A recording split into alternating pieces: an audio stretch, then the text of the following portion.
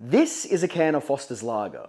It is without question the most un-Australian Australian beer of all time. Seriously, it was just about impossible for me to find this stuff so I could actually make this video for you guys. But everyone around the world seems to think that this is Australian beer and this is what we drink. So seeing as it's this hard for us to actually find in this country, we figured we're gonna clone it for you guys so that you can make it yourself at home.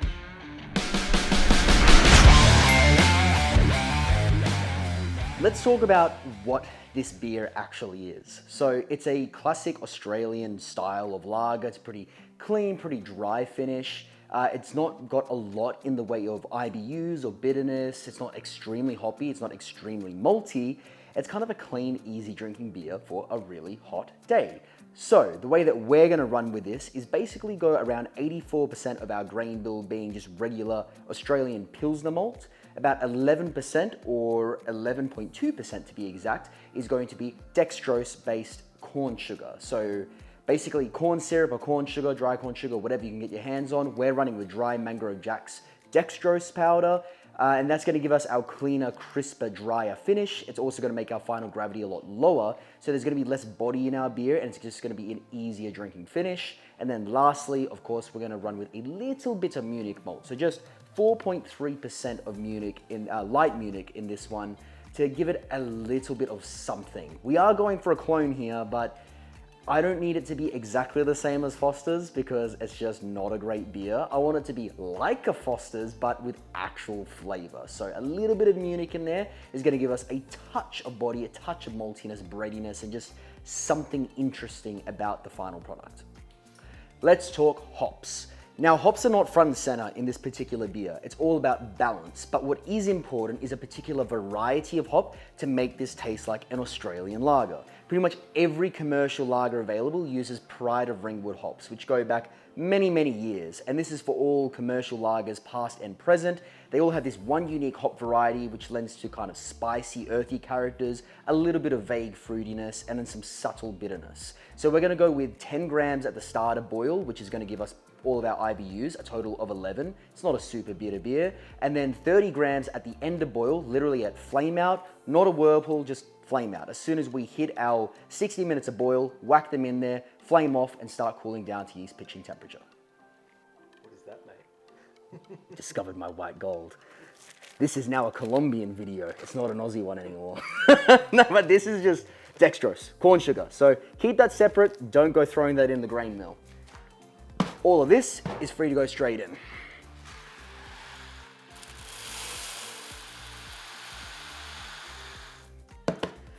I can't even remember the last time that the grains tipping into the mill, I didn't have to do 2 tips. That is a ridiculously small amount of grains. Let's crush them.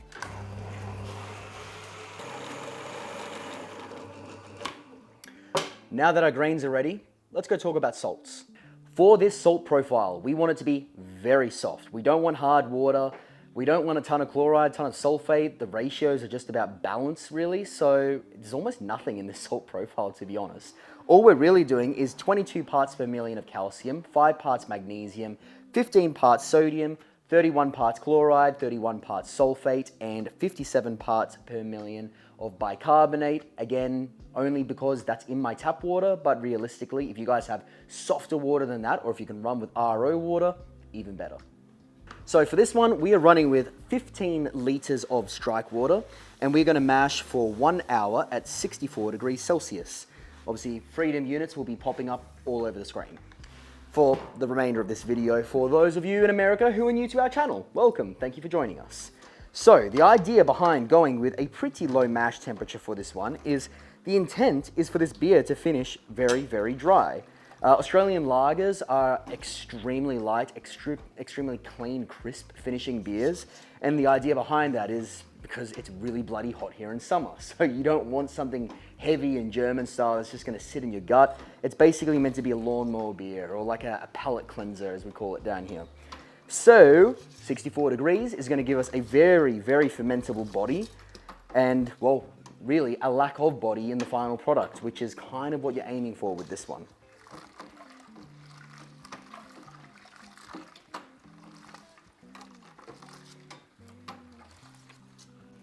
Now, the reason we're going bit by bit and adding our grains in slowly is because we're trying to prevent dough balls. Dough balls are the enemy. For you experienced brewers out there, apologies for going over old grounds, but the whole thing with dough balls is you get a clump of grains that make this kind of ball. The outside is wet, the inside is dry, you lose efficiency, and you're basically just not getting full bang for buck.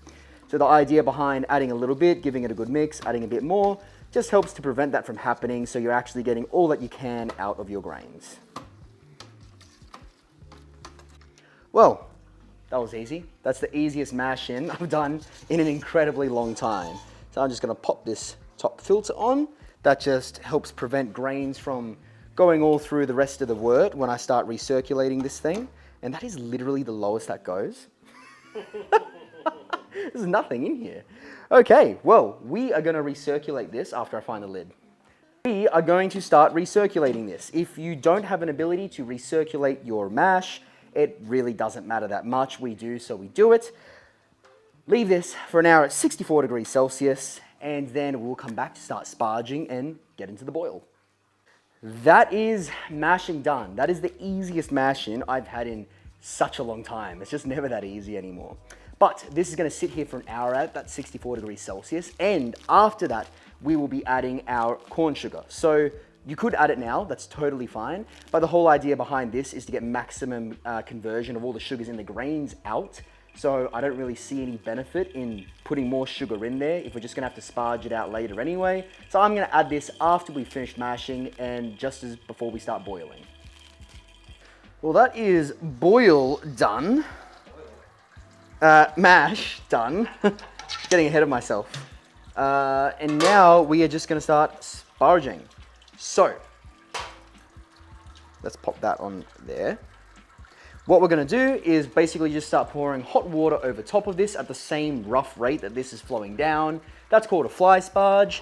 Basically means that the gravity of the situation is going to progressively get lower as it goes through. What I mean by that is this is a higher gravity right now because it's got a bunch of sugar in it. The water is a gravity of 0 because it's water. So as we start pouring over top, gradually that water is going to start flowing through that grain bed and extracting all of that extra sugar. That's sparging in a nutshell. Let's start pouring over top, and I've already added the salts and the acids and everything to the sparge water, by the way. Okie dokie.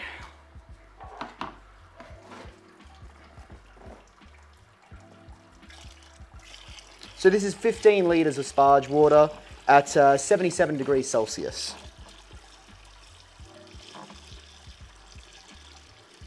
And we'll just do a little bit at a time. Nice. Oh yeah, está muy buena, chica. You are literally a Chilean cowboy. Hey, hey. Yeah, well that means I'm allowed to be, I can't be racist against my own Latino people, can I? Powder. So this is the dextrose, so just the corn sugar. That's going to go straight in here. I measured the gravity on this pre-sparge. Pre-sparge it was 1059, so after the sparge I'm guessing it's around 1038-ish. We're going to add this in, dissolve it all, and then take a gravity reading before boil. So let's get it in there. Right. Give it a good mix. Make sure it's all dissolved, and then we'll find out what kind of gravity we're working with for this thing. The goal at the end of today, from memory, was to hit about 1042. About 1042 with a pretty dry finish was going to give us a 4.9% beer, which is what Foster's is. So we're aiming for that. That is the goal. We're boiling. So it is time to add our 10 grams of Pride of Ringwood, and well, I guess away they go. Get in there, little lads.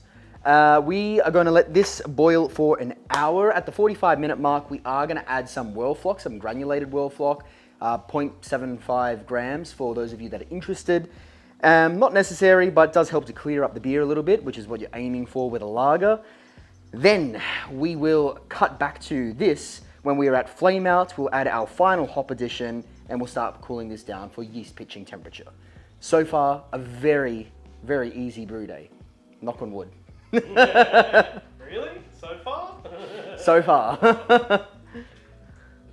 End of boil. So 30 grams of Pride of Ringwood goes straight in there. we are going to turn off our heat and start pumping through the chiller to get this down to yeast pitching temperature. That's it. No whirlpooling, just flame out hops. Once this is down at yeast pitching temp, we're going to whack it into the snub nose fermenter, and then we're going to pitch our yeast. So we'll see you in just a sec. I need a second. Things are happening. Things are happening. No, okay, we're done. Boil is finished, flame out, all good to go. So now we are transferring, but here's the sitch. We are transferring slightly warmer than I'd like. It's coming out of the counterflow at about 24 degrees Celsius.